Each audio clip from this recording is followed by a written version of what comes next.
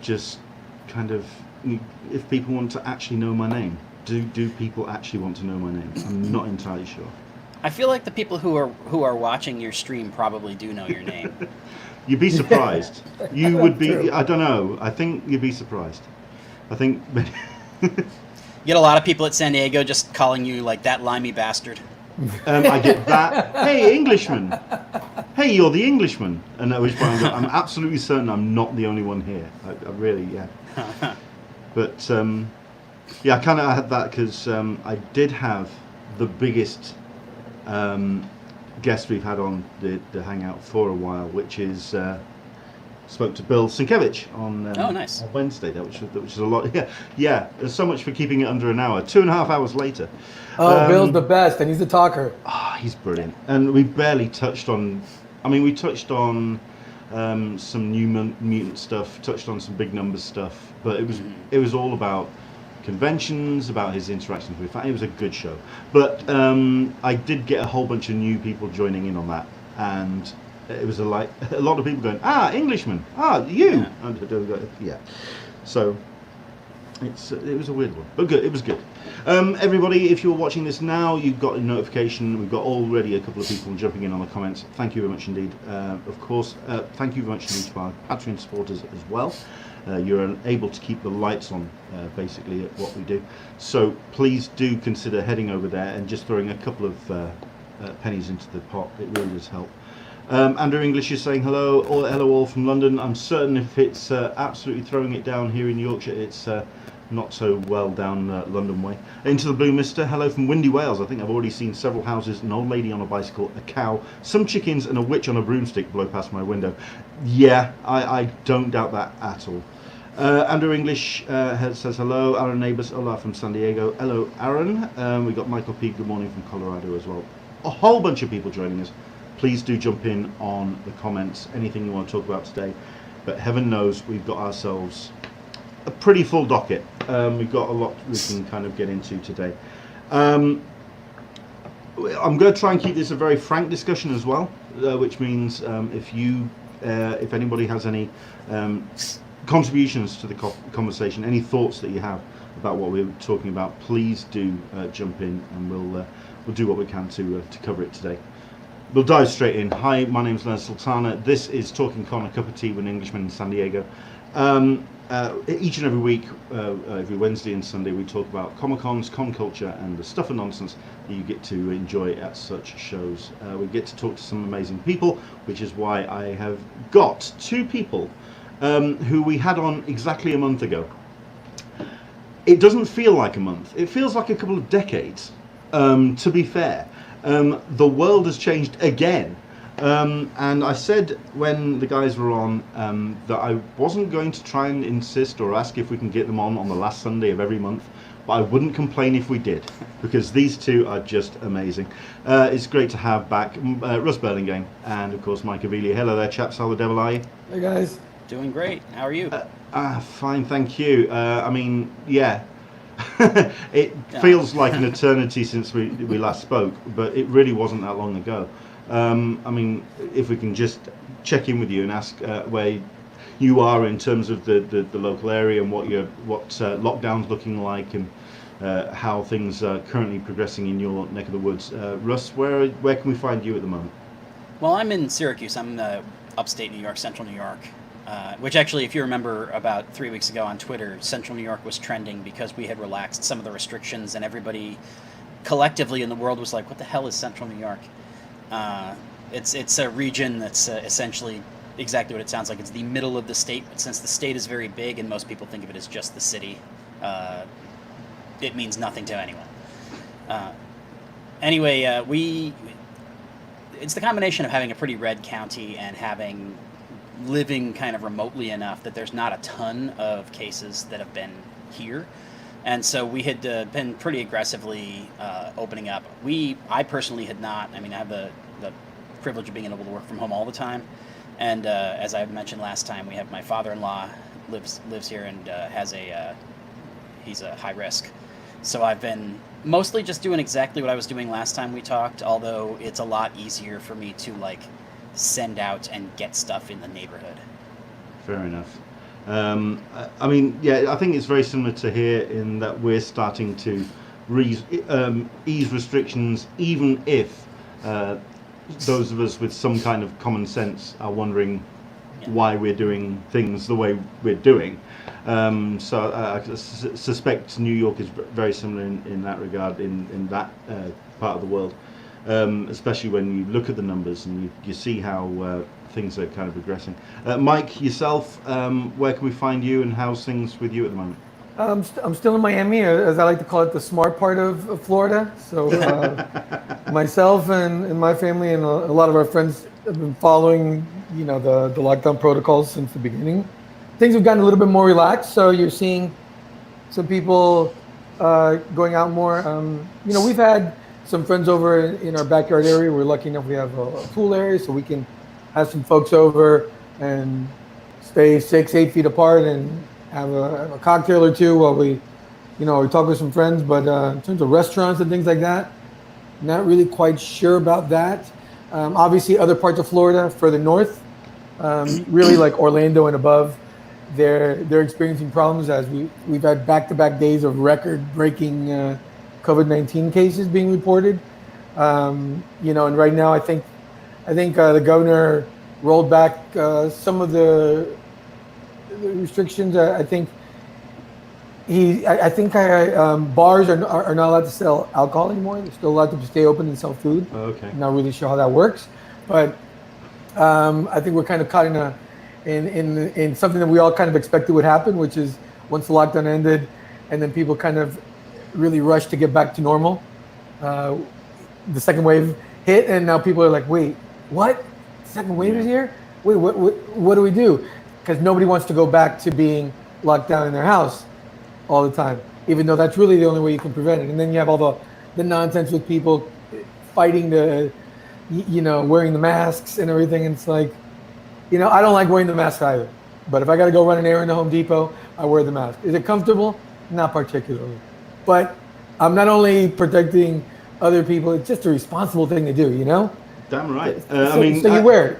That's I mean, the footage you see of the council chambers with people irrationally screaming at councillors and saying that it's an assault on their civil liberties and they can't breathe and it's interesting. I'll say this though, the errands I usually run are to Home Depot to pick up things for any project we got to do. I'm not as handy as Russ is, who can build shelves and cabinets with his bare hands. But when I need to change the light bulb or replace a few loose screws somewhere, I go to Home Depot. Most of the people at my local Home Depot are wearing the masks. So I'm happy to see that. Yeah, when I went to Lowe's a couple of weeks ago. Sorry about that.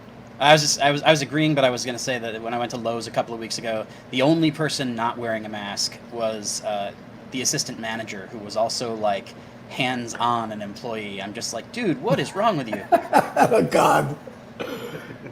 Well, that's not smart.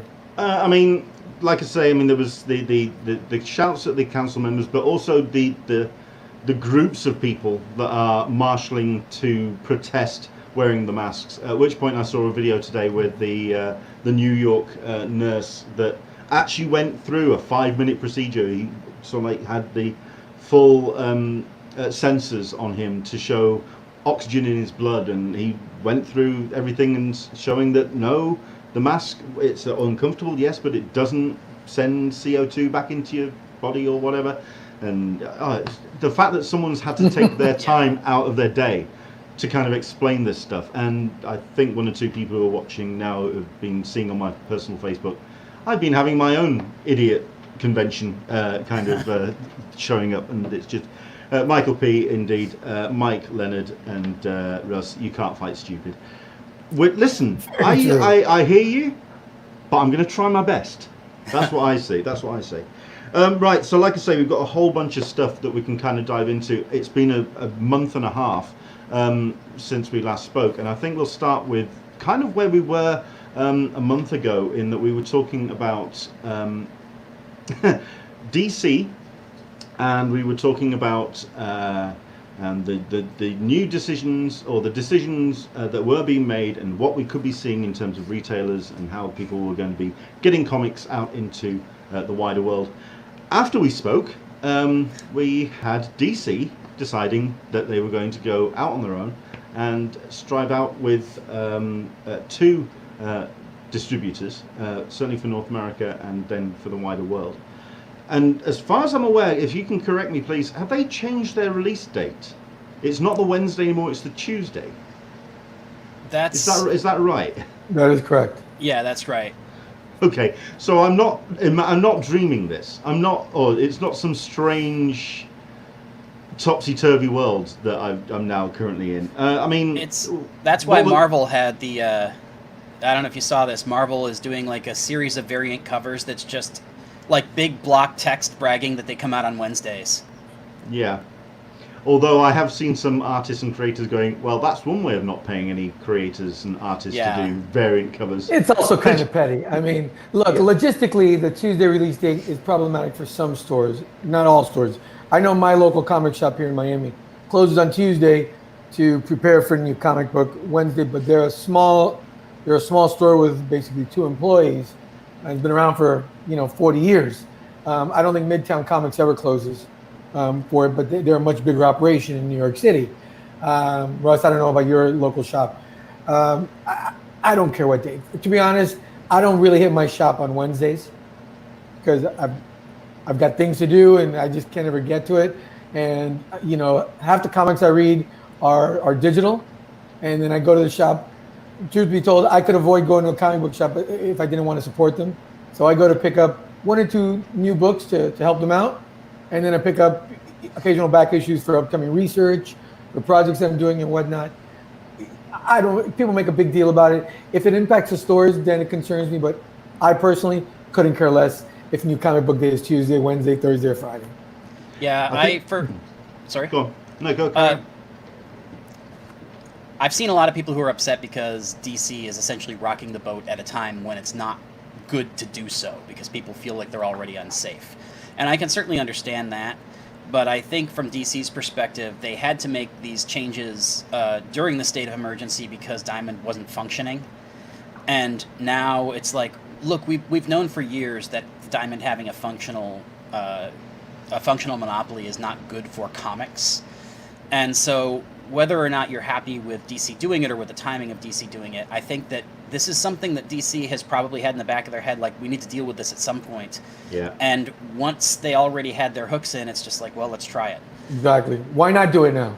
Yeah. Change never comes at the moment that everybody wants change to come. So why not pull the pin and do it now? Is it ideal? Timing? Probably not. But when would it be ideal? Yeah. When would it be ideal? I actually think it was kind of a ballsy move to do it now. And no matter what, a monopoly on this, most people who know the business of comics will tell you that it's not a good thing that Diamond's had it. Now, there is some stability there, sure. Yeah.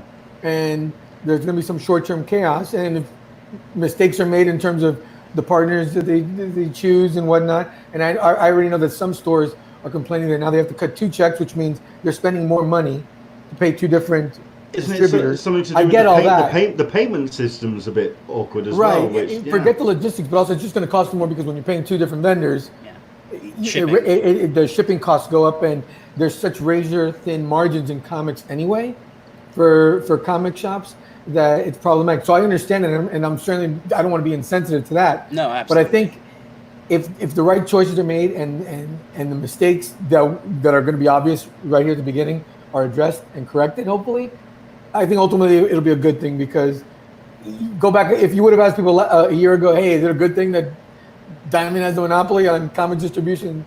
Everyone would say no. Yeah. That's never a good thing.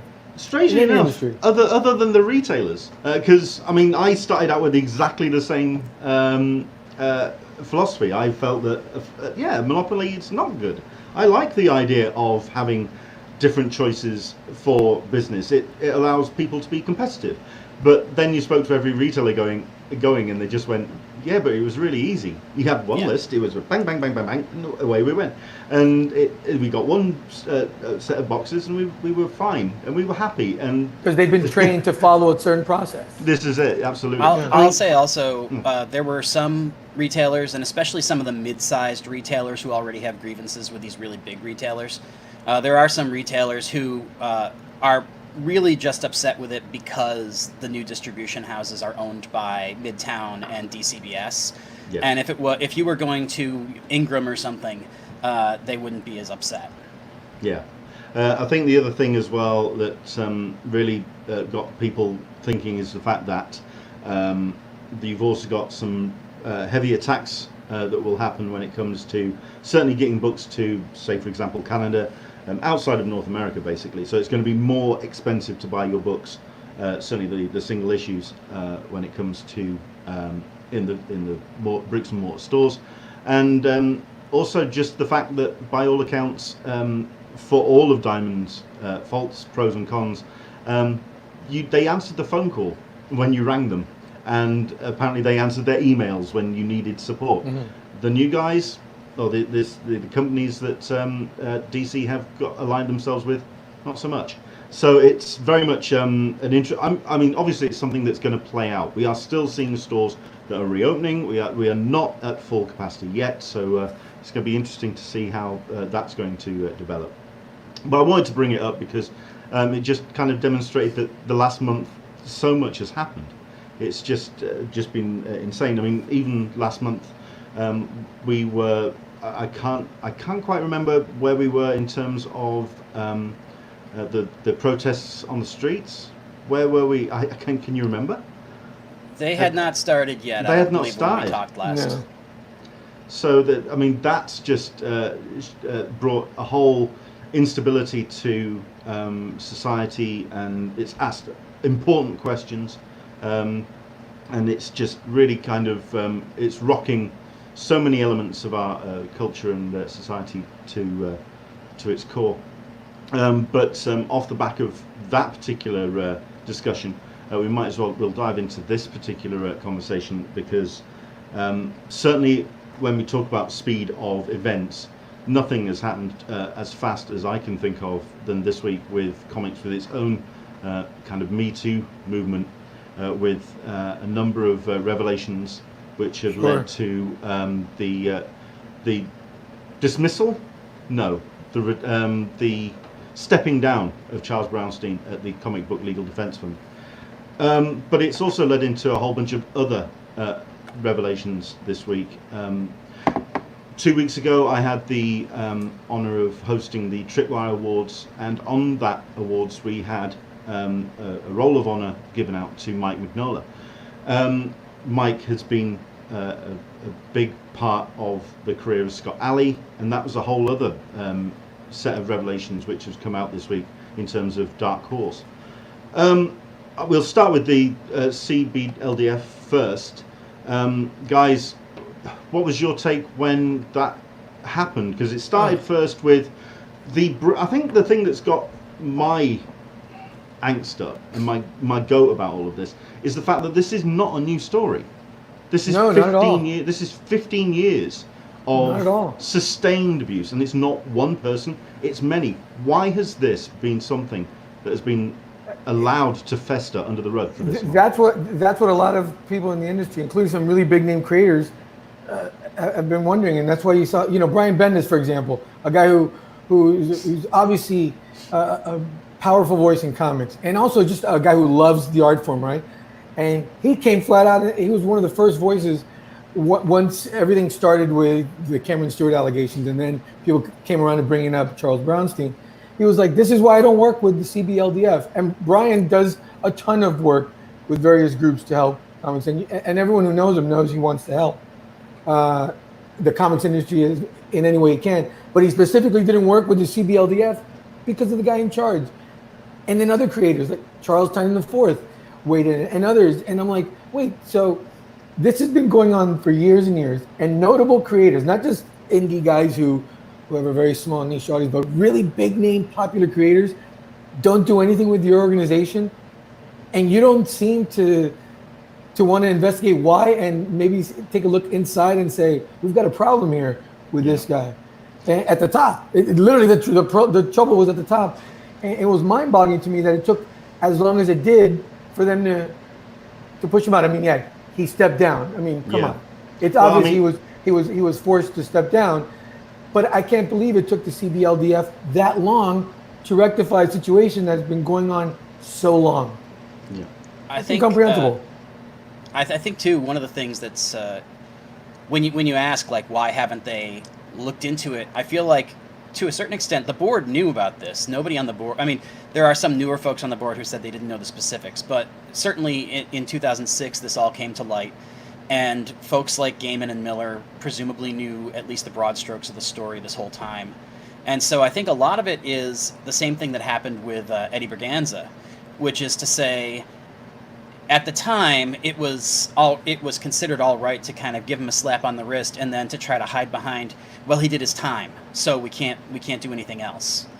And that's obviously not the dynamic that we're in now, which is a good thing. But I think that probably what happened with Brownstein is that for a long time, the folks who could have done something about it either didn't care enough to do it or thought that they were hamstrung by the fact that, well, we told him to go to therapy, he went to therapy, that kind of thing. Is there an element as well that Charles Brownstein also had, quite frankly, a lot of powerful friends in without the a doubt, without a doubt. And there, I mean, you could almost take this to other powerful people who've done some pretty despicable acts over the last 10, 15 years. Mentioning no names, but I think we all know. There's no doubt that his power. There's numerous, absolutely. There is no doubt that his power had something to do with it. I mean, I'm not necessarily sure I agree with you, Russ, on the comparisons with Berganza, just because I think Eddie didn't get much of a slap on the wrist until he ultimately was fired. I mean, he got demoted to group editor, but the punishment really happened to the women who then couldn't work on books like Superman when he was group editor. His case was egregious. But again, it was because he was, one, apparently good at his job, and he had powerful friends that, established, in a career of years of being in the business. And it just goes back to the fact that despite the fact that comics, in particular the big two, which are run by massive corporations, there's still an element of that small town, that small old boys network structure that has been in place, since the very beginning. That's huge. Yeah, and it's a problem. Like, the people could say, "Hey, look, let's give this guy the quote unquote slap on the wrist, send him to therapy, and then all will be fine." I'm like, no. I mean, at a certain point, kick the guy to the curb and show that your actions have consequences. And it's stunning. Look, the CBLDF does great work. I mean, in the last 10 years, I've bought a bunch of books from them, knowing that it goes towards a good cause. Absolutely. Right? I mean, I can stand behind that as well, because they put on a couple of panels at MCM. I put myself forward to panel host for those particular spotlight panels. Apparently, an email came back from CBLDF direct saying he's a good guy, Leonard. Yeah, he can host our panels, which means I've been endorsed by CBLDF.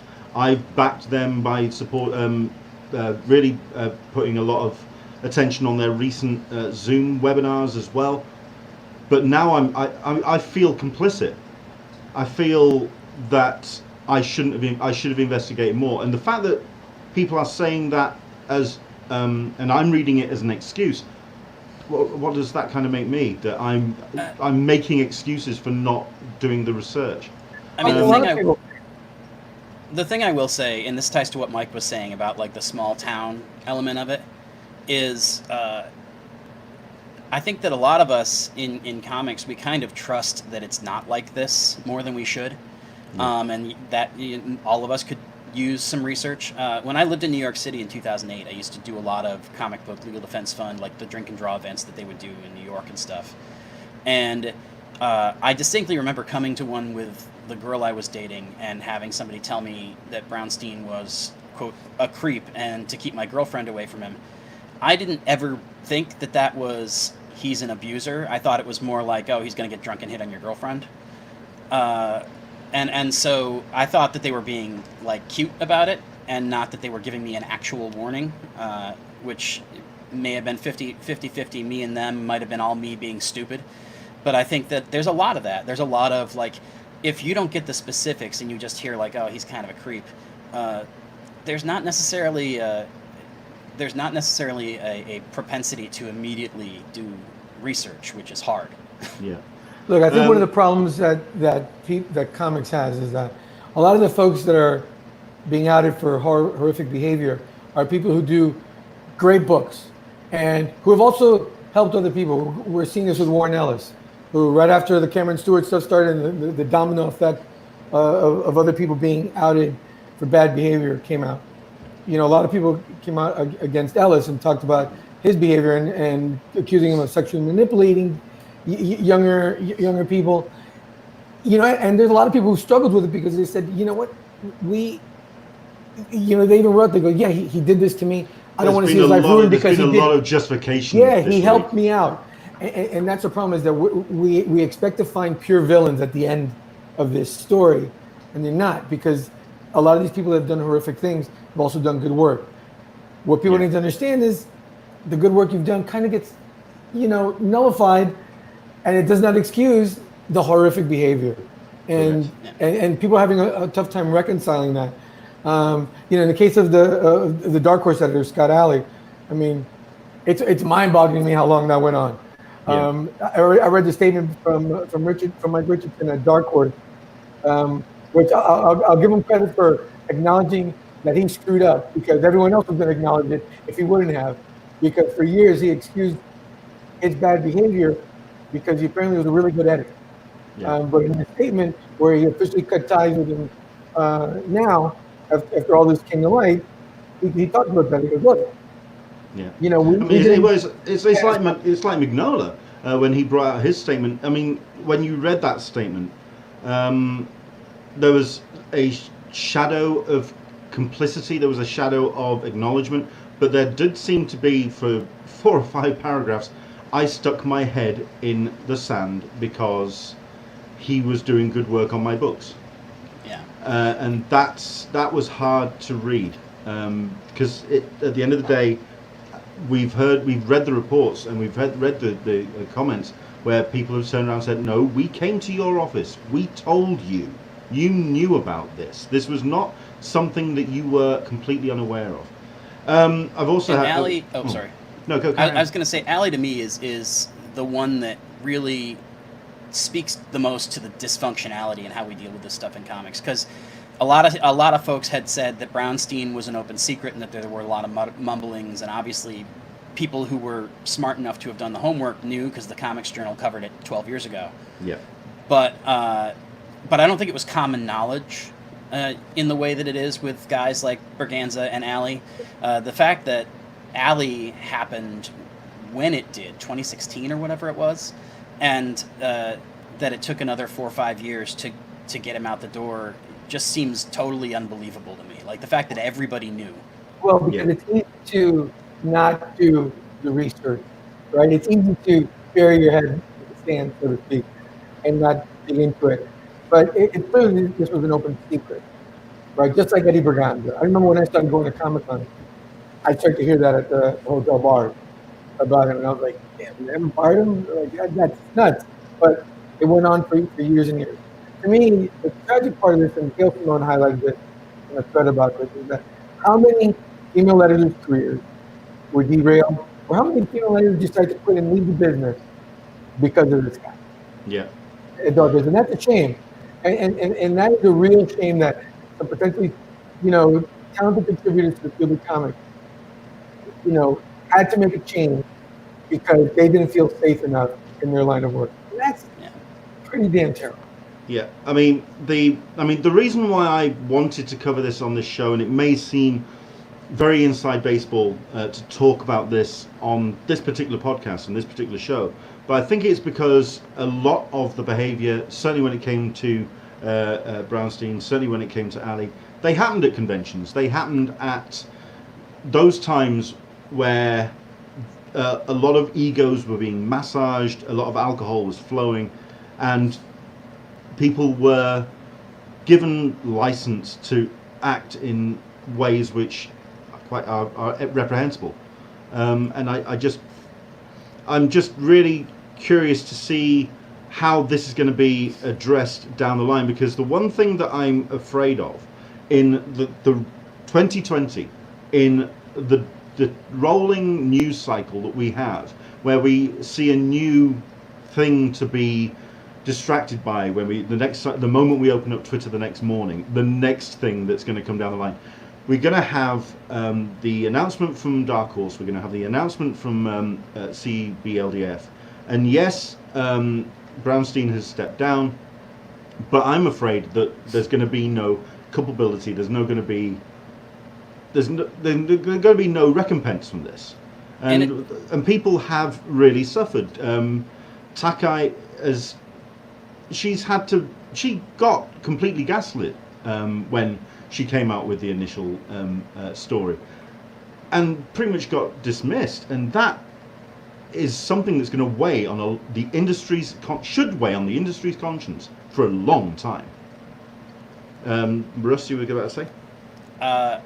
I was agreeing with you, but also I was going to say that the idea that there's no consequences for this bad behavior is not a difficult one to worry about, because like when you look at the original the original Brownstein thing, it's like, okay, so the CBLDF founded Friends of Lulu to help prevent exactly this sort of thing happening, and a year later it was gone. Yeah. And it was much more quiet when it was gone than it was when they started it. Although ironically, when I look back at some of the old headlines, the big person who blew the horn about what a bad deal it was that had disappeared was Warren Ellis.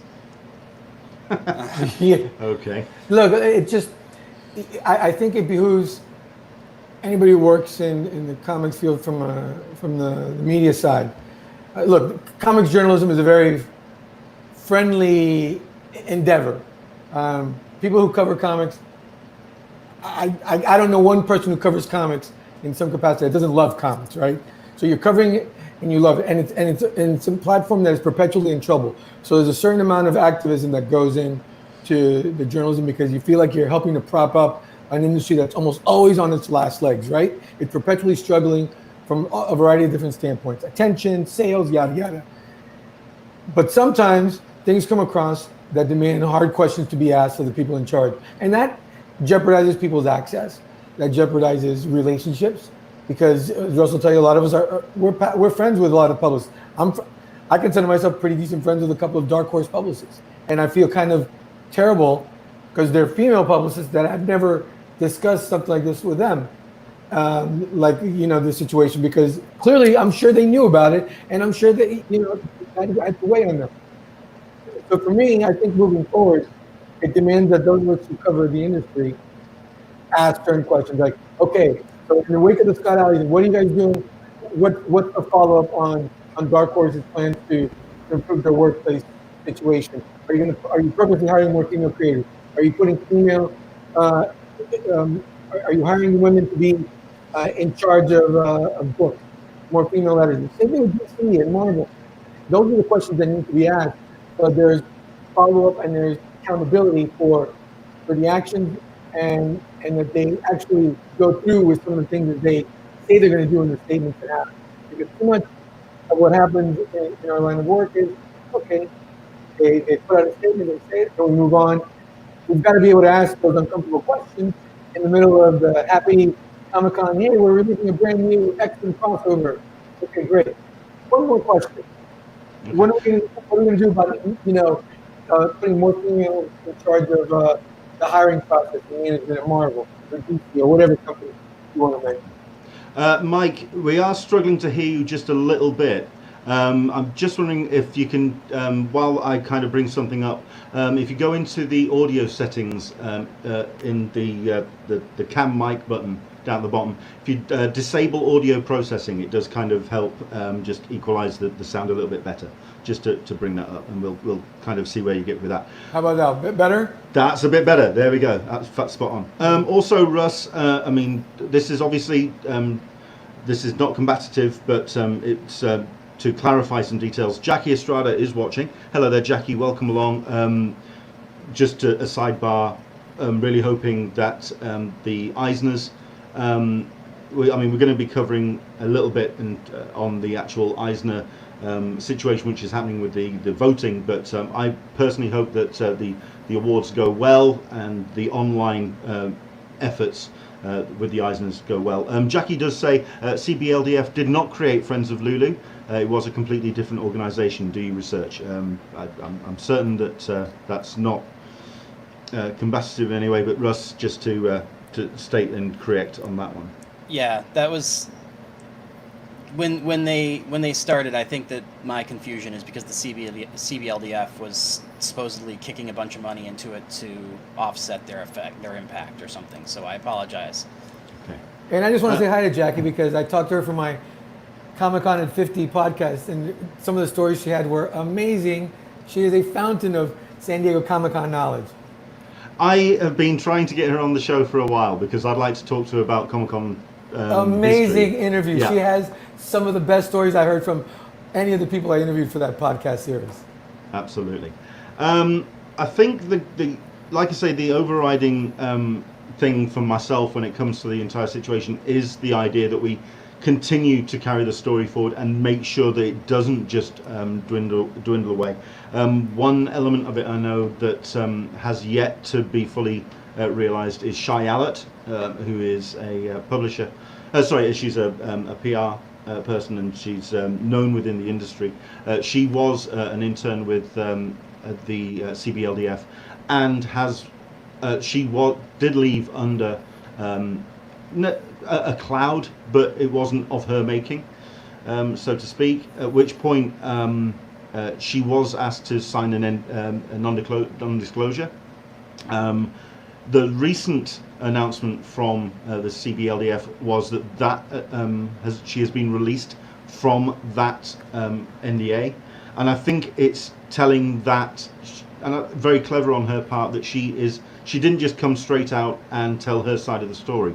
She's waited, and I think she's going to help the conversation move forward. Like I say, in today's news cycle and the way that everything just kind of moves at such a fast pace, and things can get forgotten and dismissed a little bit further down the line, even a couple of days after things have been announced. I'm hoping that Shy's side of her story does continue to put the spotlight on CBLDF, if anything, because I think, like we've discussed, there needs to be more culpability. I think there needs, for myself, I've done a little bit of research in the fact that the actual operation of CBLDF is down to a very, very small number of people. I think it's less than 5, and Brownstein at the top of that particular tree. You had the board of directors, and you had the honorary board of directors, the kind of the artists, the advisory committee. The advisory committee. But the actual operation of CBLDF, it's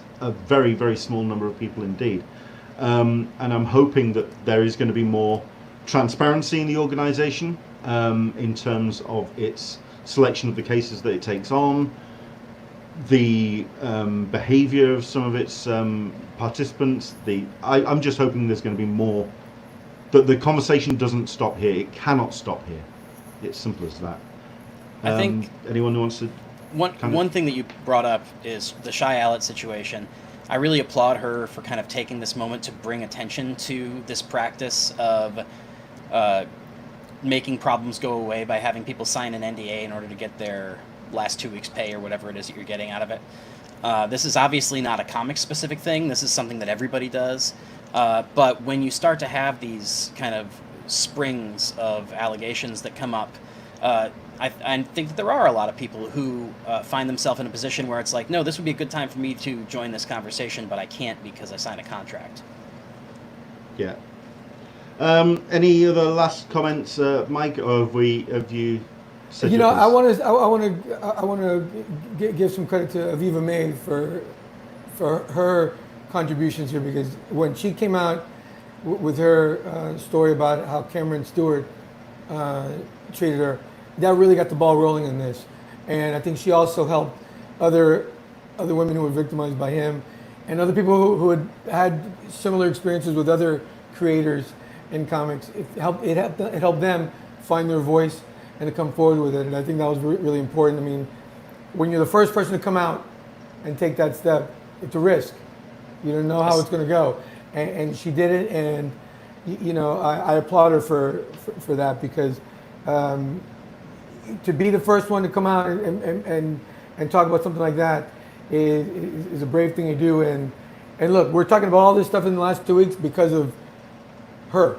When she stated that against Cameron Stewart, that got the ball rolling and got other people to come on and say, hey, it's not just him, it's this person and it's that person, and it got the Charles Brownstein story back in the public conversation. And it's important because we're seeing change now happening, you know, and some of these guys, they're seeing consequences happening. Stewart's lost a book at DC. Warnella's had a short story pulled from the death metal anthology book that's coming up. And that's important because there has to be consequences for the actions, not just a statement from the publisher that, hey, we're going to do better. No, somebody's also going to lose, you know, work. If you can't behave yourself, if you're going to behave like an awful human being, well, then we're not going to give you work. Yeah. Dan Berry reminds us as well about Vault cancelling the new book from Mike Cole as well. I mean, it did seem every day, and I think the reason why the conversation, while I want the conversation to keep going, I want people to be held responsible for their actions. Comics, I mean, we talked at the top of the show, comics is in a really transitional time at the moment. It's in a very difficult time in terms of the retailers. It's a tough time for comics, and then to have this come along, but it's such an important conversation to have. And while I think a number of people would have wanted perhaps this to just go away, just to kind of allow the comics industry to heal, I don't think it can't go away. It can't stop. I think if there's any other contributions from anyone else, please do jump in with the comments. We'll come back and talk a little bit more if needs be.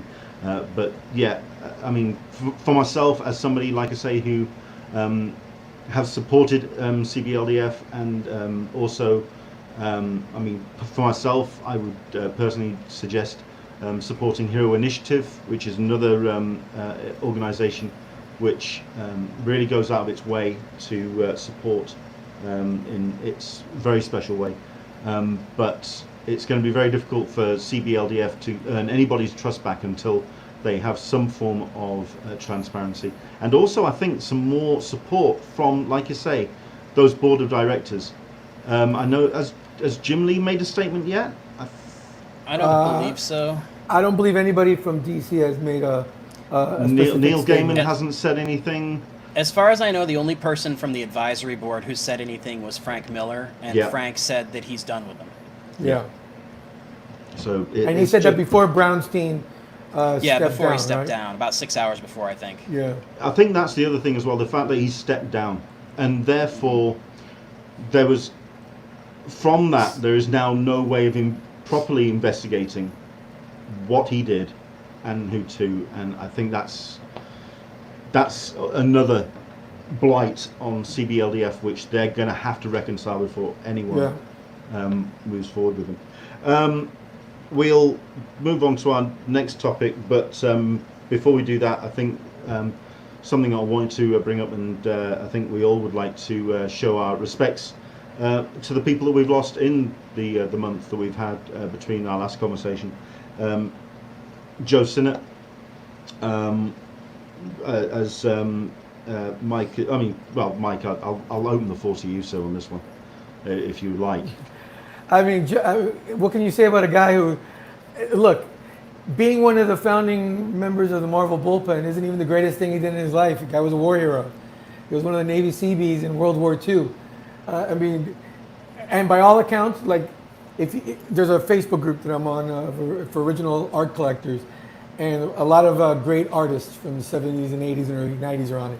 And they all talked about him like a father figure to them, and how wonderful it was. Guys like Ron Frenz and Ron Mars and Paul Kupperberg, all these different creators who talked about how they meet the great Joe Sinnott, the guy who inked Kirby's greatest FF stories, and they'd meet him at shows, and he'd put him at ease, and he'd talk with them. Oh, it's just amazing to see that kind of outpouring, because to me, I just knew him as a name in the credits of those early FF books that I'd read, when I first got into comics. And then I started noticing, when I started buying my own FF books, oh wait, he's still inking the books. It was crazy. Like, Sinnott was one of the most important guys at Marvel because he helped the continuity. When Kirby left the FF, he stayed on there because he could help smooth the transition so it wouldn't be so jarring for the reader to see John Buscema, or when George Perez inked. You saw his inks because he could make the thing look like the thing was supposed to look, especially at a time when Marvel really was pushing the house style, right? I mean, and it was unbelievable. There wasn't an artist that he inked that he couldn't make look better with his inks. I mean, the guy was an unbelievable inker. It was incredible. Like, even the only piece of art that I have that he touched was a Dazzler #3 cover. One of my favorite comics as a kid, because I remember it just has a lot of nostalgia for me. And I bought the art off of Brent Anderson, the artist, years ago, like 15 years ago. And I had to go back and forth with Brent about it because he didn't want to let it go, not because he gave a damn about Dazzler, but because it was the only piece of art in his career that he had that the great Joe Sinnott had inked. And so I finally convinced him to sell it to me, and I paid what I think was an exorbitant price back then. Now I look back on it, and it was a steal. When I got it in my hands, I realized why Brent didn't want to let it go. It was immaculate. It was so clean, not a hint of whiteout anywhere. And it's this cover where Dazzler's skating, and she ends up right at the feet of Dr. Doom. It's hanging in another room, or else I'd turn the camera and show it to you. But it's a great cover when you look at the black and white drawing, because you realize how precise it had to be. And I'm telling you, it was so clean that I even joked and I sent Brent an email. I go, did you just recreate this and pretend to sell me the original cover? Because this looks really, really clean. The only thing that was a dead giveaway that it was original was the stamp on the back. But that's how great an inker he was. Like, even in the early 80s when that cover was drawn, he could still do it just right. Oh, what an artist. And I'll say too, from my perspective, because I actually, again, I'm from upstate New York, and so those guys, Friends and Mars and everybody, like, that's my region, Mark DeMattis. And so I've met Joe at conventions a bunch of times. He would come to, like, if there were 8 guys in a room somewhere, Joe was there. I'm so jealous right now, Russ. Such a sweet, like, he was such a sweet guy. He never ever, like, there was never a time he didn't want to stop and talk to you about whatever it was that you asked him about the 60s and 70s. Towards the end, when he was less able to draw, he had his grandkids who would kind of cart him around to all these shows, and he would be able to just sit there and talk, and they would sell all the little sketches that he'd done at home. But even after that, when they were saying that, like, well, Joe can't do commissions because he can't draw anymore. His version of can't draw, I'll have to scan it and put it online. I have one of those 3x5 kind of sketch cards from him. It's fucking beautiful. Sorry. No. I'll take swearing on this one. Because if anyone deserves some hyperbolic language, it's deserved. Certainly for myself. I mean, I came to Joe's work pretty late on because I came in through British artists and the kind of British invasion way, and I came in to American comics certainly around the mid 80s, early 90s, and then I went back and was looking at work of Kirby and looking at Sinnott's work on the book that he did does many of the books. I can't really add too much more to what you guys are saying, apart from it's just an incredible loss.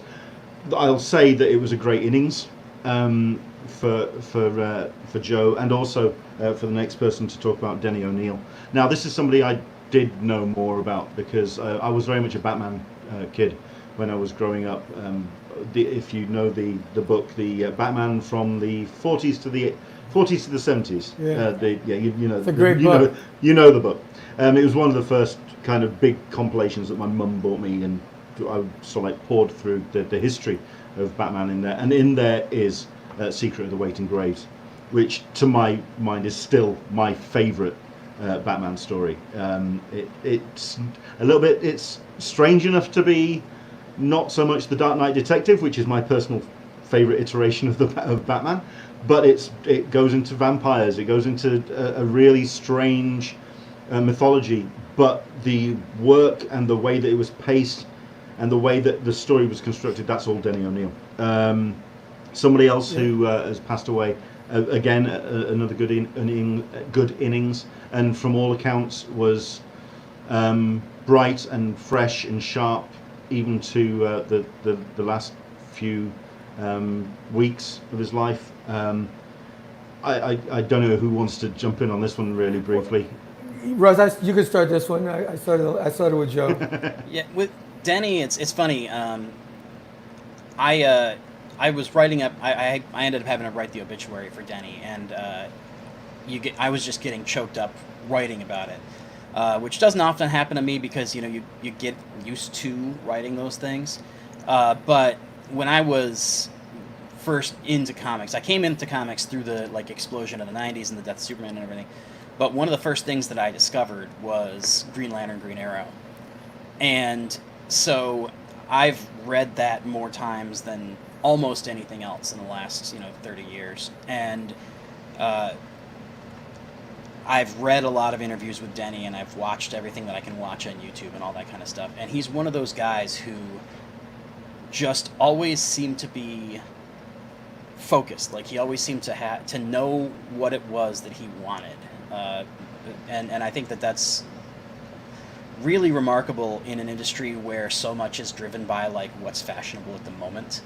And I think that you can see continuity of Denny's philosophy that runs through not just his writing but his editing, and you can see elements of the same moral code that drove the politics of Green Lantern, Green Arrow playing through in Azrael, which was his last great run in the 90s. And so he's one of those guys who never lost a step, and who always seemed to love comics, to love the craft, and to have a real sense of focus and ethics that went into everything he did. And he's going to be really missed. For me, what's interesting to me, because I'm a big Batman guy too, the first Denny O'Neil story I can remember reading was a Spider-Man story. He did Amazing Spider-Man Annual 15, and the story that he wrote that Frank Miller illustrated. It involves Dr. Octopus and the Punisher, and what I love about it, I've read that story maybe 20 times, and I'm in the middle of an epic Spider-Man reread the last 2 months, and I've read it again.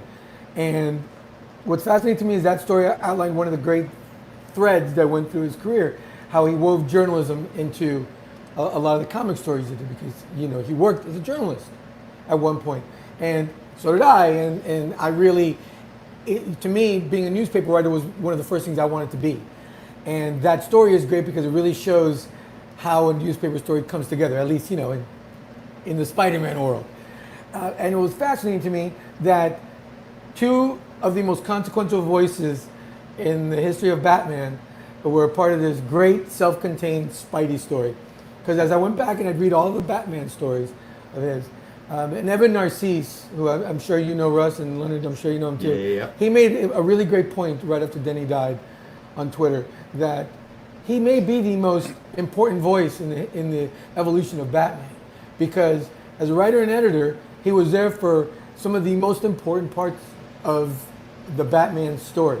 He pulled him out of the camp world that the TV show had put him in, and just as the Silver Age was ending, right? He brought him into the darkness again for the Bronze Age, and he helped create some of the best and most enduring characters in the Bat mythos. One of my personal favorites, Talia al Ghul, right? Who's been so important. Ra's al Ghul, I mean, the list goes on and on, but more importantly, he set the tone for what Batman would be for the next 20, 30, 40 years.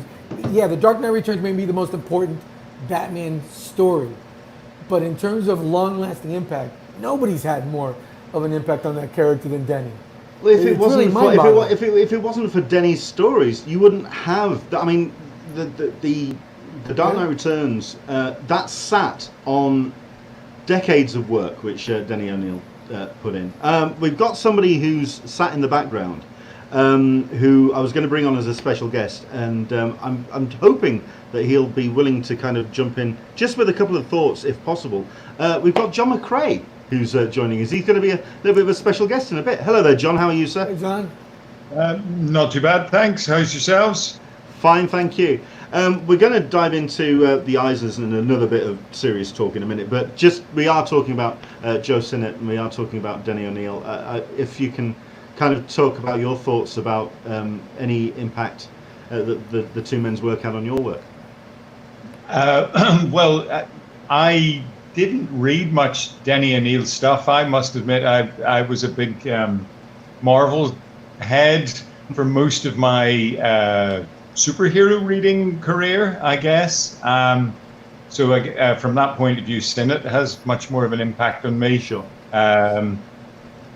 Directly, I suppose, but of course indirectly, Denny has a huge impact too, because he has shaped and influenced so much of how comics look these days and read these days, just through that sort of more real sort of angle. And so yeah, I mean I never met Denny, except I walked past him once on an aeroplane as I was going to my seat. He was in first class, I believe, and I was in the hold, so I had to go past him to be put there. But so I never met Joe Sinnott, but Sinnott was an amazing artist and worked, of course, with Kirby and through all those FFs and onward and beyond Kirby, and unified the look of the FF to make it what it was really.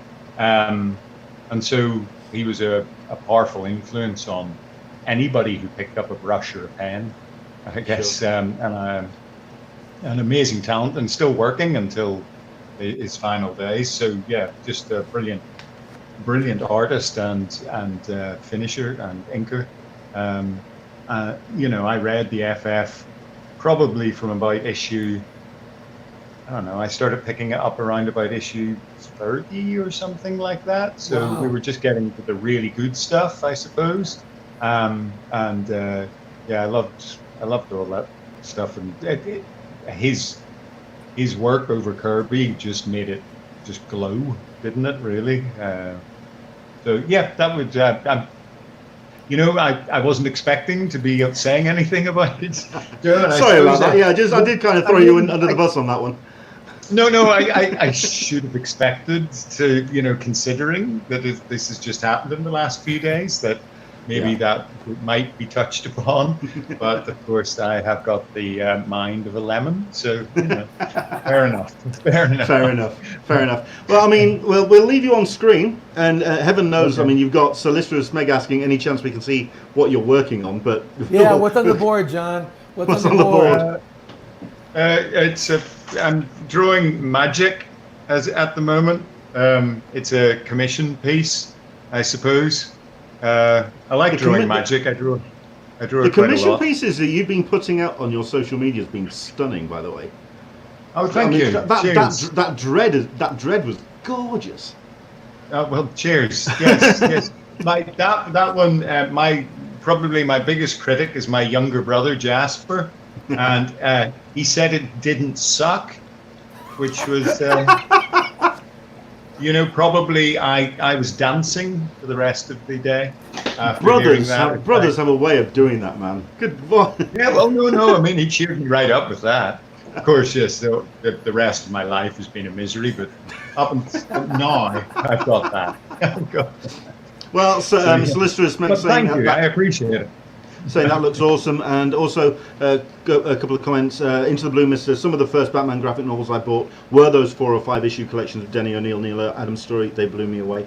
I mean, I think I don't know if I'm going to be speaking out of turn. I'm just wondering if the work that Denny did on comics and the way that he influenced, like you say, the tone and the morals of and the integrity of the books that he did. I mean, that also could be seen as some of the bedrock for the British invasion comic creators that came over in the sort of like late 70s, early 80s, and that sort of like that kind of, it was a bedrock for them to come over and create what they were doing with the likes of Frank Miller. I think the likes of Swamp Thing and Neil Gaiman and Sandman. I think there's That's a rude description of Alan Moore. I know. Sorry about that. Yeah, sorry. My apology. Yeah, well, I'm certain Alan's a regular viewer, so I apologise on that one. Right, I know that the guys are going to have to go very quickly, so we'll quickly touch on this topic. And I know that Jackie may or may not be watching, so any comments, Jackie, please do dive in. But this is about the Eisners, which we'll touch on quickly. I know this is something that Russ wanted to bring up, but I certainly wanted to talk about, in the fact that this is something else, an institution which has had its serious knock in the last week, in terms of, for the general public, it felt like it was just a form fail. It was something, an administration error on a website, but it seems to be a little bit more than that in terms of just how, I'm not going to say antiquated, but it certainly was open for abuse on the back end. Russ, any thoughts on how this has gone?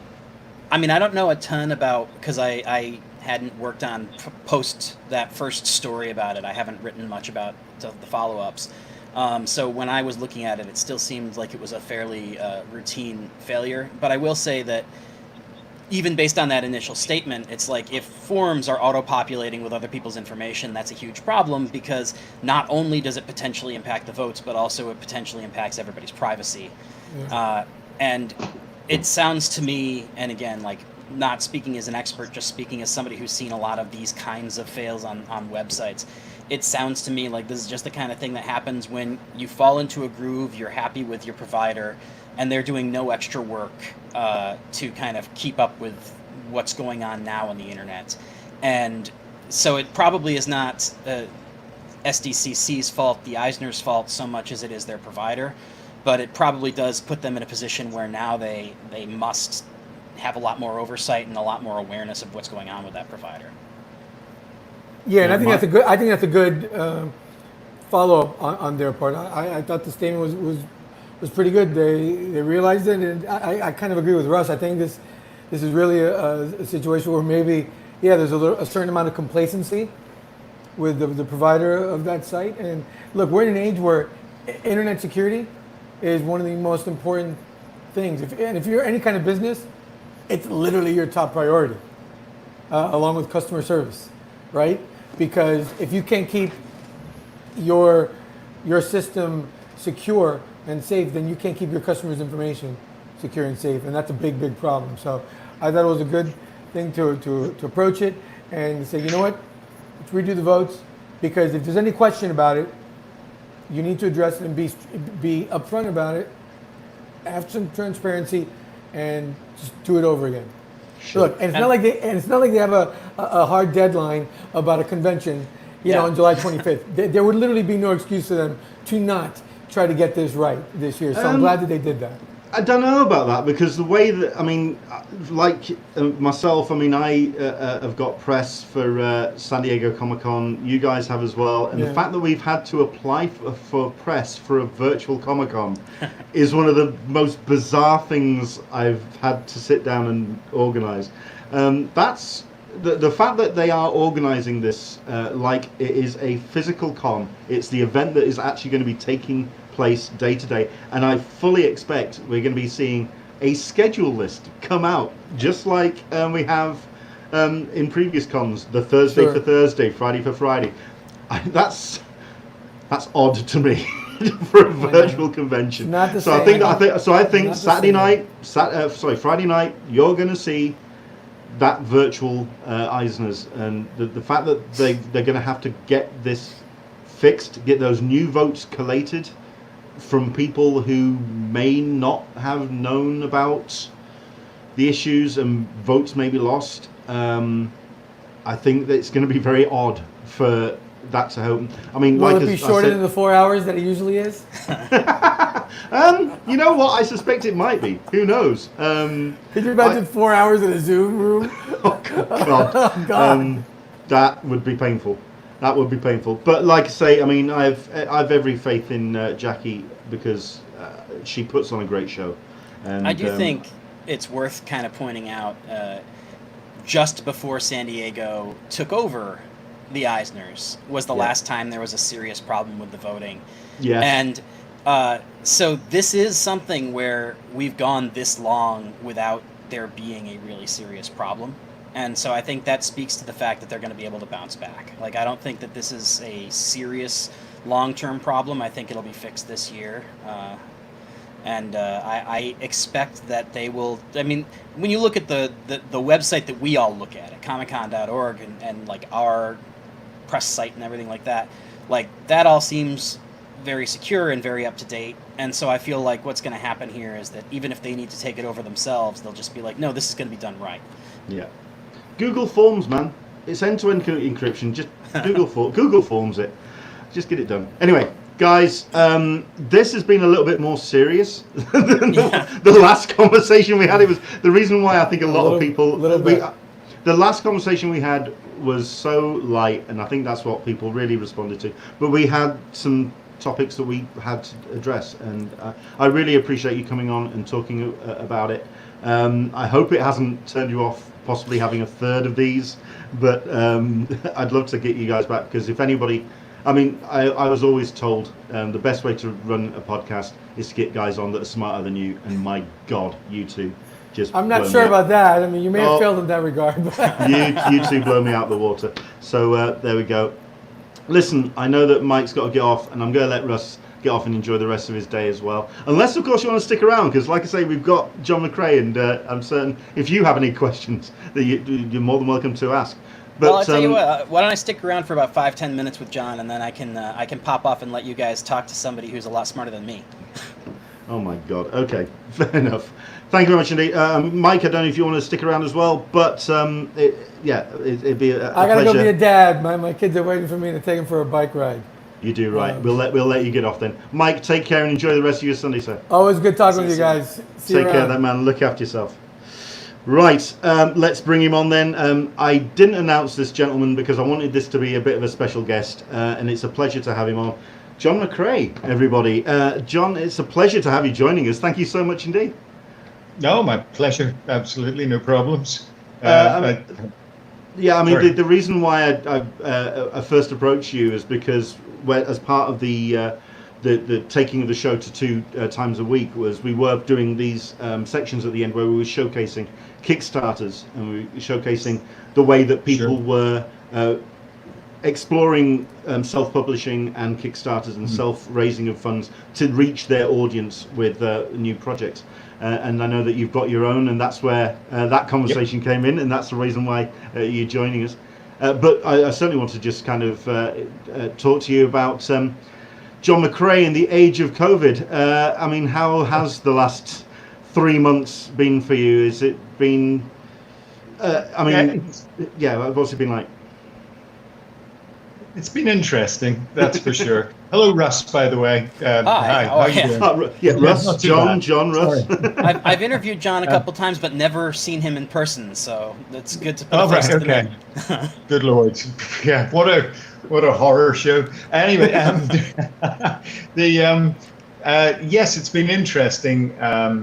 I have had to do a Kickstarter because basically things have been tricky with myself and Jerry Duggan working on Dead Eyes. There's certain chunks of Dead Eyes history. It's the book that we're doing for Image Comics, and there's certain chunks, or a big chunk of Dead Eyes history that I can't talk about at all due to various reasons.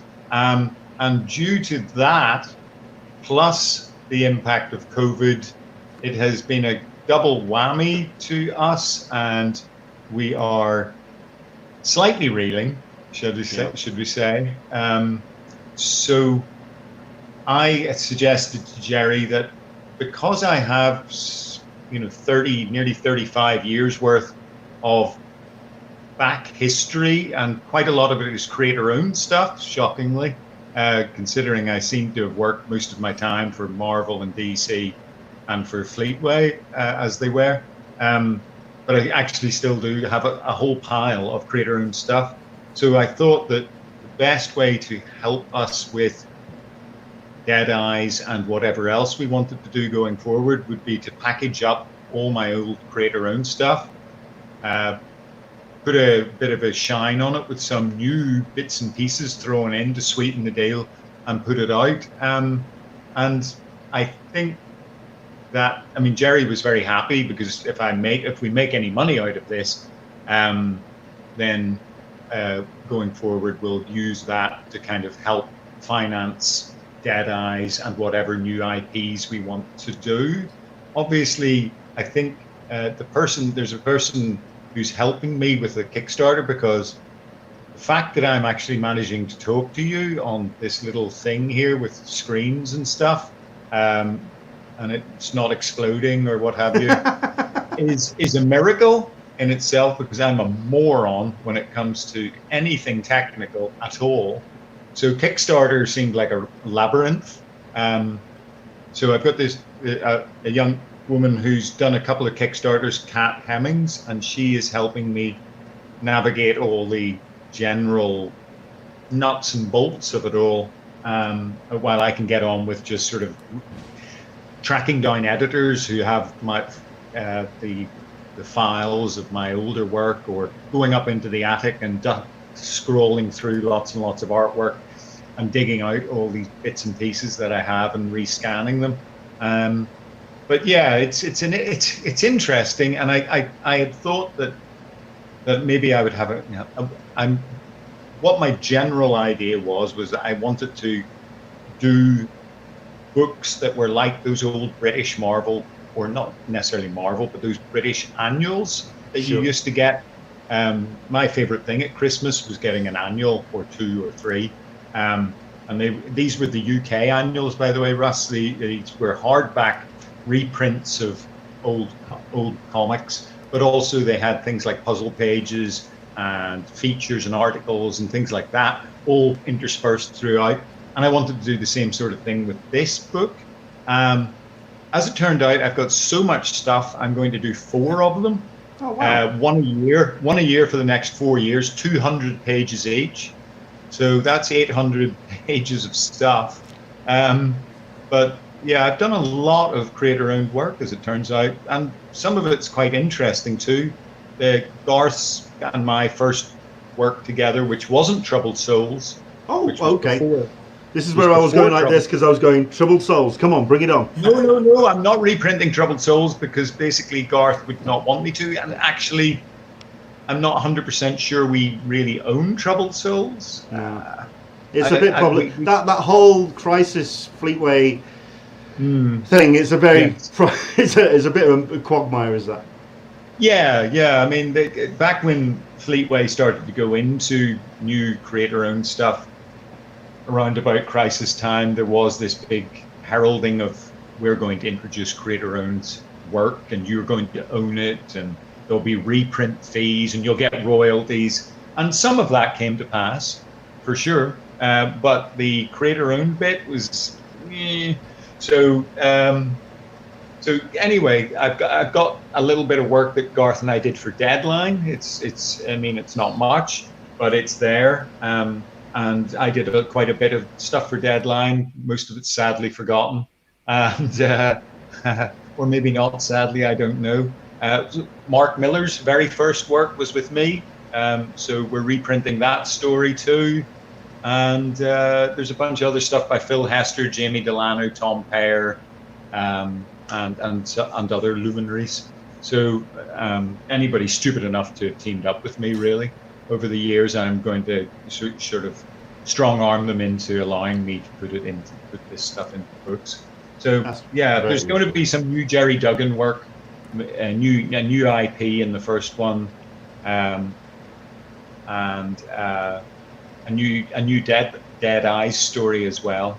Nice. But the main crux of it is going to be reprint stuff. The first issue, the first volume, will have The Atheist, if you remember that. It was written by Phil Hester, indeed, published by Image way back, pre-Image being As They Are Now. So there's some pretty good stuff in there. What's been the biggest surprise, or what's been the one where you've just gone, I don't even remember having that one, or something that There's been a few of those. I thought there was going to be one dinosaur story going into it, but as it transpires, I've done 3 dinosaur stories that I actually own, mainly all with Steve White, as far as I recall. Steve wrote most of them, and they were published in Epic, the Epic books. Never know that one. Yeah, they were a hard sort of perfect bound volumes. Dinosaur. The one was called Carnosaur Carnage was the one that my story was originally in, and then there were various other bits and bobs. So yeah, the discovering a couple of more dinosaur stories lying around was quite interesting. And I'd forgotten I had done a story for Strip magazine as well, if you remember that old Marvel UK. Yeah. Sort of adventure into creator-owned work as well. So I did a 4-pager for that with Cy Spencer. So that's been dusted off as well and slung into the books. So, yeah, it's a sort of an interesting hodgepodge, and it's kind of interesting to see what holds up and what doesn't, both in writing and in art. And but for the most part, it seems pretty solid. I'm quite happy with how it's all coming together, and hopefully the new stuff will really bind it all together. But yeah, the times are interesting in this COVID world that we're in, and I think the general concept or the conversations we have is when it comes to talking to comics creators, it's a case of well, usually we are stuck at the writing or drawing table. We are not really talking to many people. We are not going out that often. We're sleeping unusual hours. So there's no real massive change. So it's just but it's just that more people outside of comics are doing it as well. Russ, do you have any questions? Sorry, Russ. No, I wanted to dip back into what you'd said earlier. Do you recall what it was that you'd done with Tom Pyre that's going to be part of this? I asked mostly because he's about a mile that way. Oh, is he really? Yes, sir. I love Tom. He's great. He's great. And if you take his hair and Leonard's hair, then you have the normal amount of person hair between two. Thank you. That's nicely put. Nicely put there. Yeah, Tom's story is he co-wrote it with Jamie Delano, and it was for Vertigo, a thing called Cruel and Unusual. We got it back off Vertigo. They felt that they weren't going to do anything with it, so we just negotiated with them and got it back. And honestly, it's been languishing since.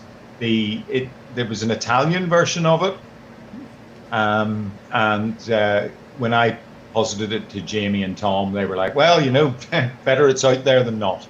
So yeah, and I'm going to be printing it in black and white. Some of the stories in the book will be in color, some of them in black and white. But I honestly, the sort of time period of Vertigo, the coloring was not my favorite sort of coloring. It sort of ran to brown a lot. And so I'm just figure we'll just leave the coloring out and let the black and white artwork stand or fail on its own merits. But it's again, it's Tom's. With Jamie and Tom, I think the way they work is that Jamie writes all the serious stuff, and then Tom comes in and throws the jokes at it, and sort of takes the piss out of Jamie a bit. That sounds about right. Somewhere around here. Pardon? Yeah. One of my favorite things on Twitter is Tom and John Layman's sort of hatred of each other. I mean, I think it's that's a tennis match and a half. When they get into ball, it's something else. Is that I've been a fan of yours before I even really knew your name, as it were, because as a young reader reading Crisis, Troubled Souls was one of the first stories I really latched onto in my evolution of comics, because Crisis, it was straight off from the Warrior, that kind of period of the evolution of what I was reading. So Troubled Soul was certainly that part of it. But my perception of you is slightly different in that when I met you in person, it was Ice Birmingham, and you were acting as a mentor to creators that were coming in, and you were kind of imparting your wisdom and your pointers and tips on these people that were wanting to get some real grounding in the industry. And I was really impressed by that, and I was touched by the time and effort that you spent with those people. In terms of your kind of appearances this year, what would have that been looking like? What would you have been doing in terms of, because I know you were at Thought Bubble, which was the last time we saw each other. Sure. I did have a number of shows lined up, I guess. The mentoring thing you were talking about, that has been part of an ongoing sort of school is too solid a name for it. It's a sort of I randomly produce these classes every so often that run for about 6 months. That sounds like you set up a tent and just drag somebody off of the street and just there you go. It's sort of almost, you know, a little bit of advertising, you know, and then sort of drag people in as much as, yes. And some of the people that are now, I mean, from previous classes I've run, we've got people now like Rachel Stott is one of my ex-students, Keith Burns. Rachel's great, and she's doing...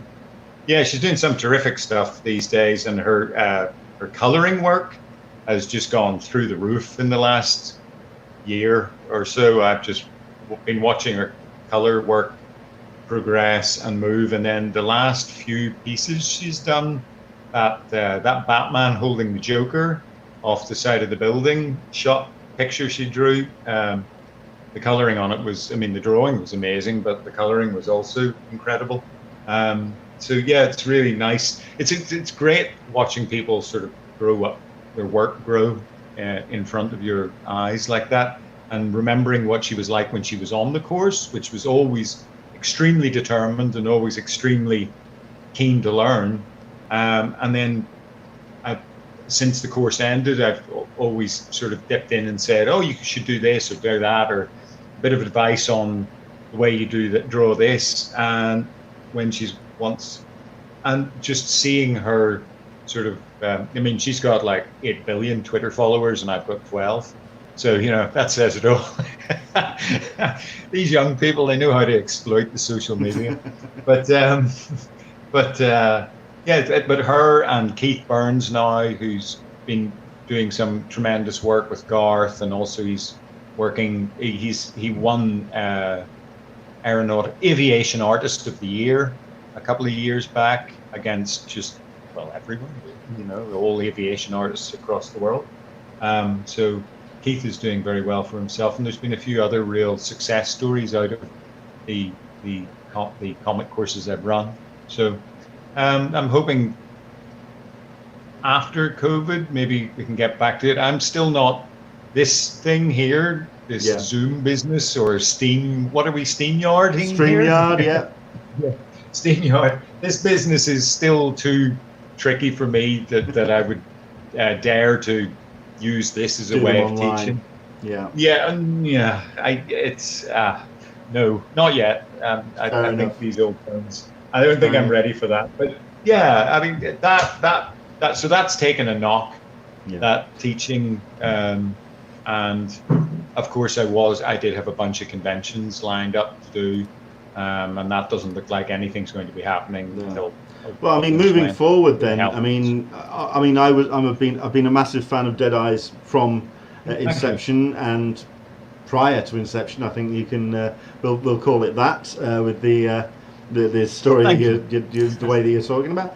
But in terms, I'm interested about the fact that you say that it's proven difficult to produce the book.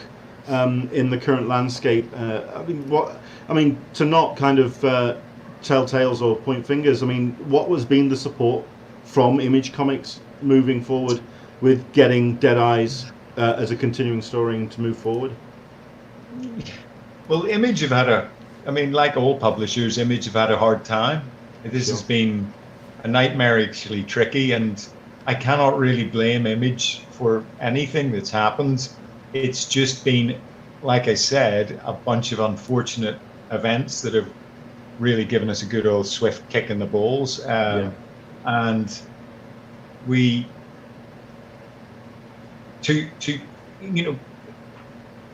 when I first signed up for Image to draw Mythic, they basically said to me, and I'd only ever thought that Image was all back end. It was all back end pen.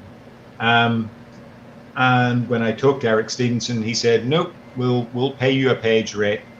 That is fine." And now they won't. That's basically the upshot of it. There is no upfront page rate. Certainly not for me. There may be people for whom there still is, but I understand how the industry works. There's all sorts of layers and levels, Sure. and anybody be a fool to think otherwise.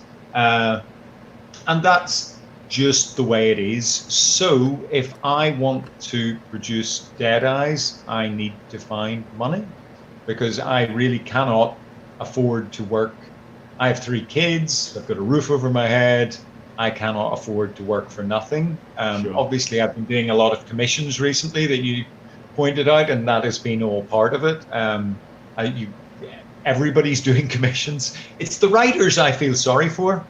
I mean, in this pre-COVID time, it's the writers I feel sorry for, because can they do a drawing and sell it?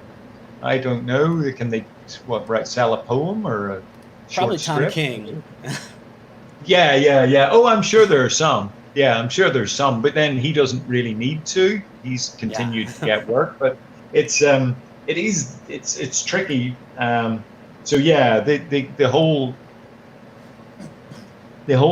and I'm really trying to be careful with what I say here, because sure, I appreciate that.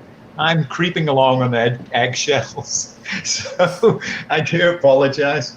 So yeah, it's one of those things where I just have to step back. I had to step back. Luckily, over here, the government gave us a bit of money. They did one thing right, maybe. God knows, one thing. One thing. Well, they have agreed to give freelancers another bit of money again. So that little bit of money, plus my wife, who's very good at fundraising, got me a bit of Arts Council money for business development. So we took that little bit of money that she got us and have invested it in figuring out Kickstarter, paying people to help us, paying Kat to help us produce set up my Kickstarter for me. There's some relettering work needs doing, some coloring stuff. I've got Ryan Hughes on to do all the design stuff on the book. So, and Ryan's awesome because he's one of the best. He's not one of the best in the biz. He is the best in the biz. And he's been around longer than I have in this industry. And we've worked together a few times. And so it made sense to ask him. I didn't expect him to say yes, considering how little I was going to pay him. but being an absolute superstar, he said yes, and mates rates. So yeah. One of my biggest regrets is he came to the Lakes International Comic Art Festival, and I completely neglected to take any of my I Hate Fairylands. And he did the design work for that. Yeah. He did the design for the Troubled Souls. The cover for Troubled Souls was Ryan. A few Troubles more as well. And then he worked with me on Mythic as well. Did the Mythic design work. If you're going to get somebody to design your work, it may as well be Ryan. You have been getting some books out. There is a Yondu book that's on shelves. Yes, you could talk about that very briefly. Well, of course, yes. I'd kind of forgotten because I've been so focused on what is now, that the idea that there's new stuff coming, stuff coming out again from Marvel and DC is quite odd. Because there was that period. So yes, I mean, Yondu was a great fun book to draw. I think possibly, all things considered, I hope it's not, but I have this feeling it might be one of the last things I'll ever do for Marvel. If the industry sort of, oh God, I hope the industry recovers from this. I really do. Yeah. It's so depressing, but with everybody sort of pulling themselves in and shrinking things down, it's going to be a while before somebody like me gets hired by Marvel. I mean, but Yondu was a perfect example of the sort of stuff that Marvel would hire me for, in that it's the seedy underbelly of the Marvel cosmic universe. A great fun story by Lonnie Nadler and Zach Thompson, who are two terrific young fellows who both look young enough to be my sons. Or something. They're ridiculously young looking.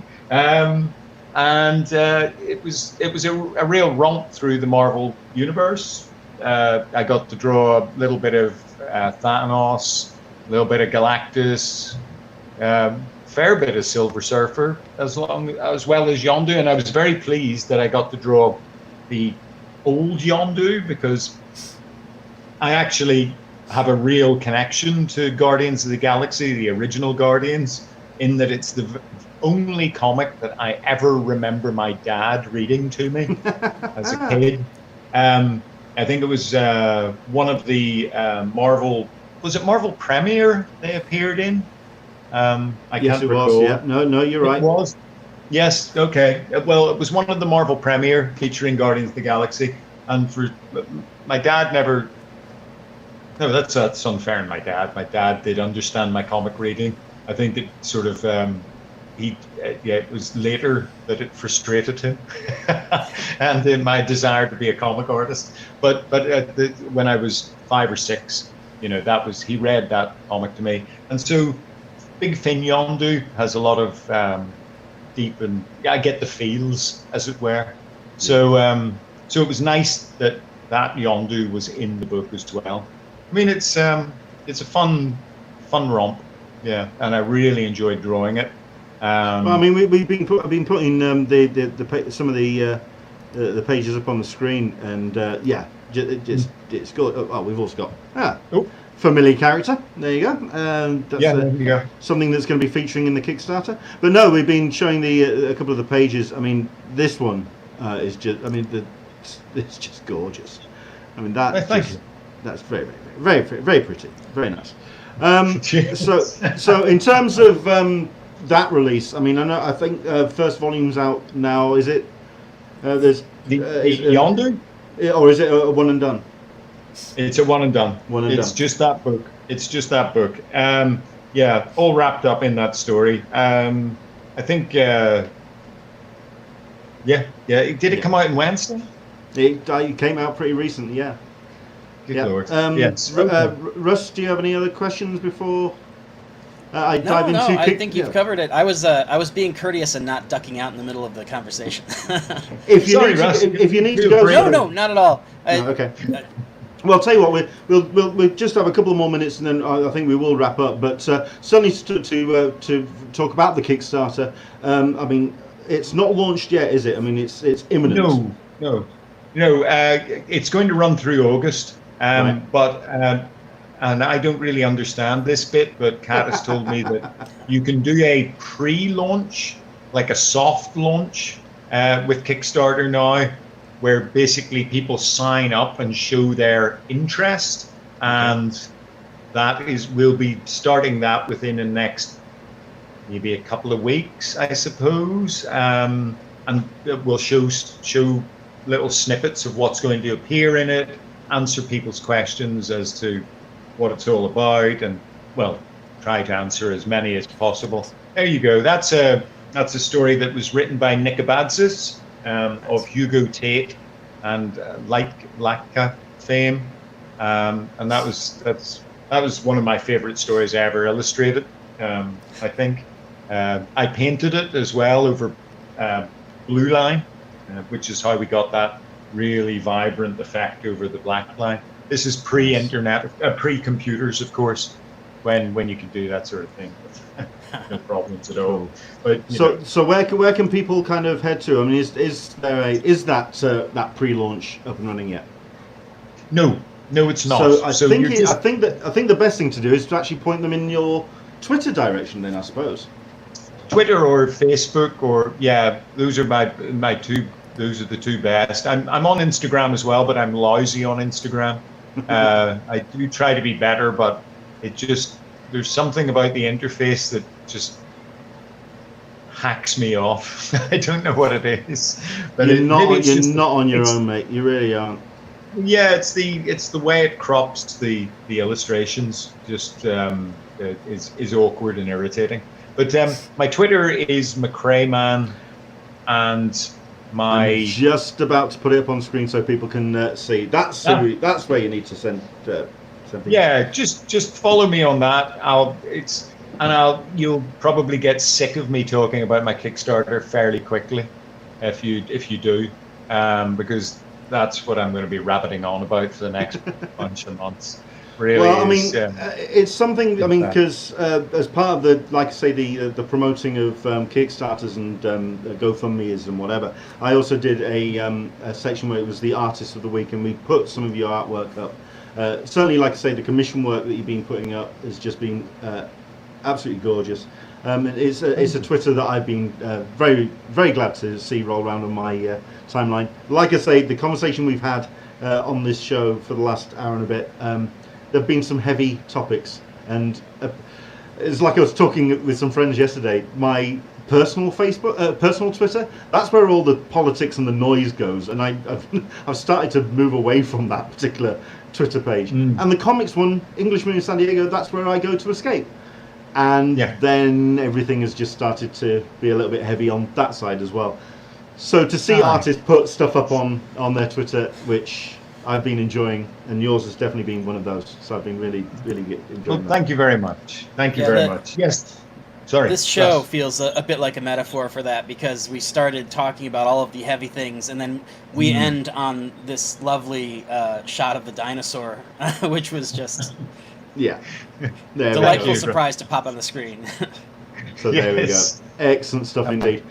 Well, I mean, all I can say is I wish you all the best for the Kickstarter. I mean, I'm hoping that perhaps it's something that would springboard off, and we may even see Dead Eyes on there. I know that there's the kind of the tie with Image and the way that they're been publishing, but you never know the way that if this works, it could be a way to have Dead Eyes reach the audience.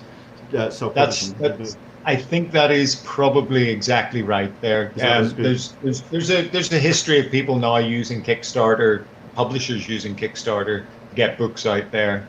I know Top Cow have done it on a bunch of books, and IDW, I've seen a few books coming out from them. And there's probably plenty of others that I don't know about. Dead Eyes Director's Cut, sir. Get that going. Get that out there. We'll be doing. This is all moving towards that, so it is. There you go. So yes. I do think that one of the most interesting things to track over the last 10 years in the industry is the way that established creators used to get pilloried and harassed whenever they went on Kickstarter, and then nowadays it's just accepted. It's like, no, this is how you pre-order now.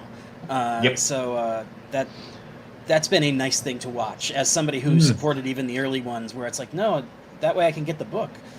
It's the ones for me, however, the flies in the ointment for me are those people in the industry which don't necessarily need Kickstarter, that then do a Kickstarter anyway to kind of circumvent any other costs. And it just a certain toy statue manufacturer, for example, Russ is laughing, he knows exactly what I'm on about. I think I do too. That wasn't subtle. It wasn't really, was it? Doesn't necessarily need Kickstarter, but there we go. It was one way of getting, what was it, $500,000? Good God.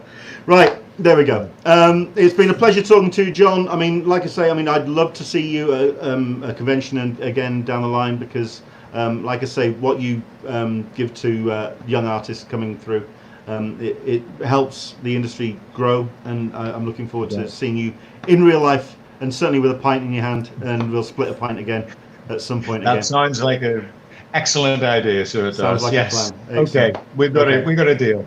Okay. Excellent. Thank you. Lovely meeting So there you you, go. Russ. Yeah, very nice to Take meet it you. easy, Leonard. All the best. too. Take care. Take care. So there you go, Cheers. John Bye. McRae and Russ Burlingame. And tell you what, I think we'll let John get off and press whatever buttons he needs to press to go. But Russ, it's been a pleasure talking to you, sir. Thank you very much indeed always a for pleasure. coming on. We showed John's Twitter, and yours is up there as well, Russ Burlingame.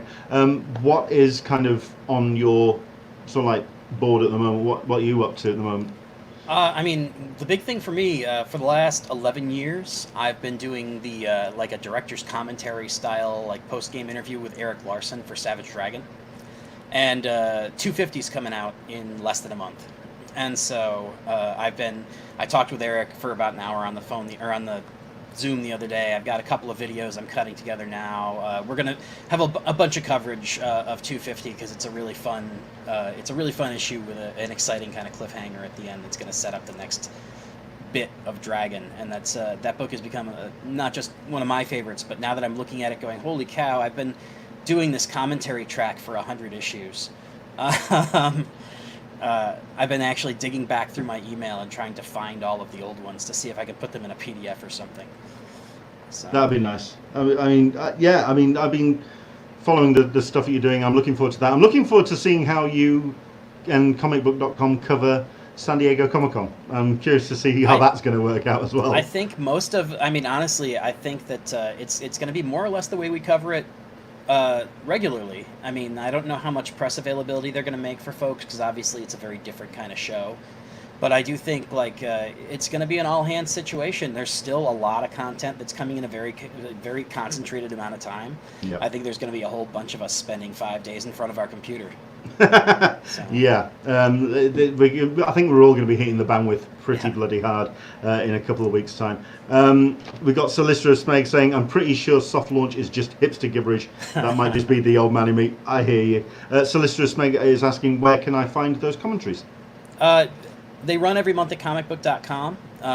A trick that you can use to find exclusively the Savage Dragon stuff is you can go to comicbook.com/category/savage-dragon, which is a complicated thing to do because that's just our, it's not really a link that people are meant to use, but that's the way I find them if I need to just quickly get only those. That makes sense. I mean, for myself, I think I'm going to be spending my week. Something that came off the Bill Sienkiewicz conversation was the fact that he mentioned about, because we were talking about big numbers, and about John Schnepp, and about one of the last things that he did was a interview with him about big numbers. So there's 2 hours worth of video interview footage out somewhere. So I'm going to have to see if I can get hold of Holly Payne and see if we can track that down, because that, I think, that's going to be my project for the week. Nice. But there we go. Also, my project for the week is getting guests for July. So hopefully you can join me for another I'm always happy to. Yeah, okay. Yeah, I'd love to have you back. Everybody else, thank you very much indeed for joining us. Thanks for supporting us on Patreon. Like I say, it really does help us keep doing what we do. We don't at this point have a massive slot of guests for July, mostly because I've been trying to work out how to do Comic-Con week, which isn't going to be a full list of interviews like I wanted it to, because I don't want to tread on CCI's toes. But also, yeah, I concentrated on the Bill Sienkiewicz chat, frankly. That was my little feather in the cap, and I was happy about that. But that does mean that we are looking for your suggestions for guests for July. Let us know if there's anybody that you would like us to talk to. Tag us into a tweet, into a Facebook post. Let's get some connection going with some of your favorite creators, and we'll do what we can to get those people on the show, because that's what we want to try and do. Karma Savage, I backed that Statue Creators Kickstarter. I thought he did it through Kickstarter, not because not have been about to get those types of figures on Toy Shaw's shelves or something like that. Possibly. But I think also there was a lot of popularity with his own name and also with the statues that he was doing. I think more money was raised than how he would normally be raising the money. I think that's definitely, I mean, and certainly I think there's an element of when you are a celebrity figure and you can demand, like, oh, if I put in bonuses that are exclusive to the Kickstarter, there's a much higher floor of people who will always come on board and always pay that money, because it's like, oh no, well, I've got the entire line, I've got to get this exclusive too. Go on. It never bothers me. I certainly understand why it's frustrating to some folks, but again, with me, I tend to err more on the side of like, oh, this is a cool thing that I would like to own that won't exist otherwise. So I certainly. For myself, in that particular individual's case, he has a history of kicking down doors, and he did so with that particular campaign. So there we go.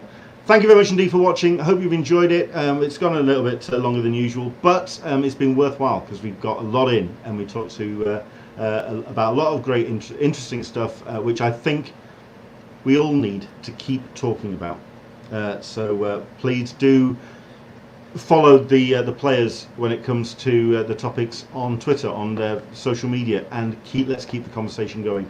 Let's keep the spotlight on those that need the spotlight on them, for better or for worse.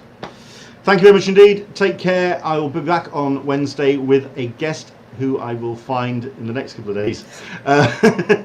10 a.m. Pacific, 1 p.m. Eastern, 6 p.m. GMT. We will be back with another Talking Con, a cup of tea with Englishman in San Diego. From myself, Leonard, and from Russ.